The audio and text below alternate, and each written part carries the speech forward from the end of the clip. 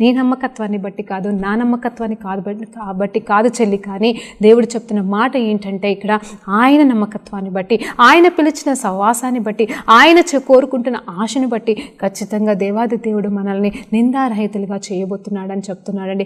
ఇదండి ఆత్మలో వర్ధిల్లడం. నిజమే, ఆత్మలో వర్ధిల్లడం అంటే మరి ఈ రకంగా ఆత్మలు అంటే నేను అనేది ఇక్కడ సత్యము తెలుసుకొని మనం ఆత్మలో వర్ధిల్లుతామండి. హల్లెలూయా. సత్యం అండి, నిజమే. సత్యము తెలియని ఎడల మనం ఏమైపోతామంటే అజ్ఞానంలో అయిపోతాము. దేవాది దేవుడు చెప్తున్న మాట ఏంటి తెలుసా? ఇదిగో నా జనులు పరజనులు కాదు, దేవుని నమ్మని వాళ్ళ గురించి దేవుడు మాట్లాడలేదు, కానీ నా జనులు జ్ఞానం లేక నశిస్తున్నారంటండి. హల్లెలూయా. ఇదిగో ఎంతోమంది ఇదిగో పడిపోయి లేవలేని స్థితిలో ఉండి పాపము చేసి ఇదిగో దేవుడు నన్ను విడిచిపెట్టాడు, లేకపోతే నేనే దేవునికి మరి అసహ్యకరమైన జీవితాన్ని జీవించాను, నేను దేవుని వైపు తిరగడానికి నాకు అర్హత లేదని చెప్పేసి వెనకరుగు వెళ్ళిపోతావేమో, లేకపోతే ఇంతే అని చెప్పి